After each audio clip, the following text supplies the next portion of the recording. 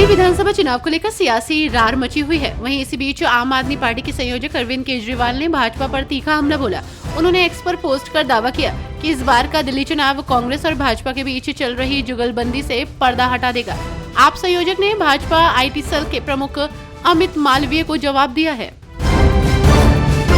बिहार के मुख्यमंत्री नीतीश कुमार ने अपनी प्रगति यात्रा के दौरान मधुबनी जिले के खुटौना प्रखंड के दुर्गीपट्टी में जीविका दीदियों से संवाद किया। इसके अलावा सीएम नीतीश कुमार ने प्रभु श्री राम और माता सीता के बीच हुई पहली मुलाकात का जिक्र करते हुए फुलहर स्थान को पर्यटन के मानचित्र पर लाने के लिए बड़ी घोषणा की है। सीएम ने कहा कि माता सीता और प्रभु राम की प्रथम मिलन स्थली फुलहर स्थान को पर्यटन स्थल के रूप में विकसित किया जाएगा।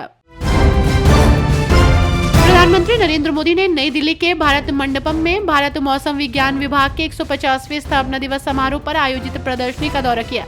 वहीं आपको बता दें कि पृथ्वी विज्ञान राज्य मंत्री डॉक्टर जितेंद्र सिंह और विश्व मौसम विज्ञान संगठन के महासचिव सेलेस्टे साउलो भी उपस्थित थे।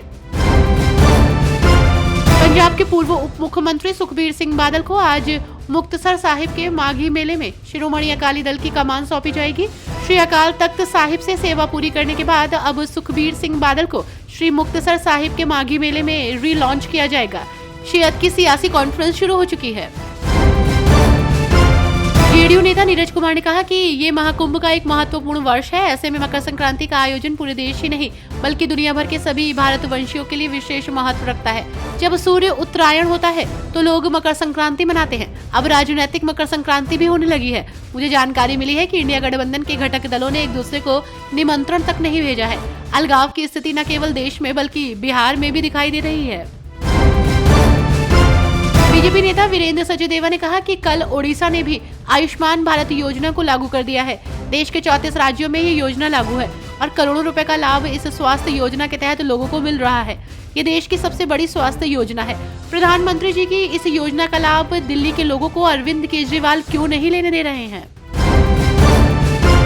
बिहार की राजनीति में मकर संक्रांति के मौसम पर दही चूड़ा भोज कई मायनों में अहम माना जाता है। सियासी गलियारों में चर्चाओं का बाजार गर्म है। तो वहीं इसी बीच राष्ट्रीय जनता दल सांसद मीसा भारती का बड़ा बयान सामने आया है।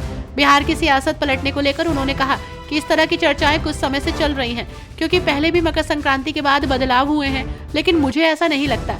इसके साथ ही उन्होंने कहा कि राजनीति में कुछ भी असंभव नहीं है, लेकिन अभी कुछ भी कहना जल्दबाजी होगा। आज से ही शुभ काम शुरू हो जाते हैं।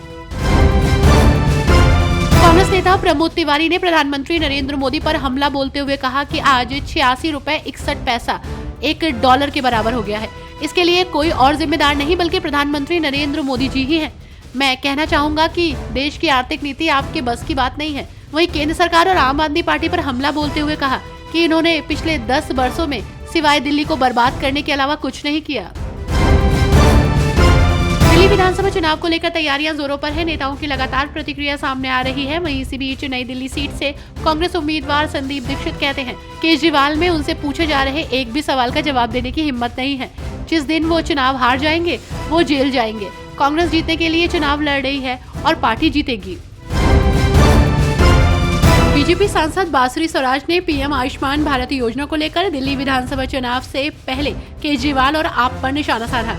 भाजपा की लोकसभा सांसद बांसुरी स्वराज ने कहा आयुष्मान भारत योजना स्वास्थ्य क्षेत्र की सेवा के क्षेत्र में सबसे अच्छी योजना है।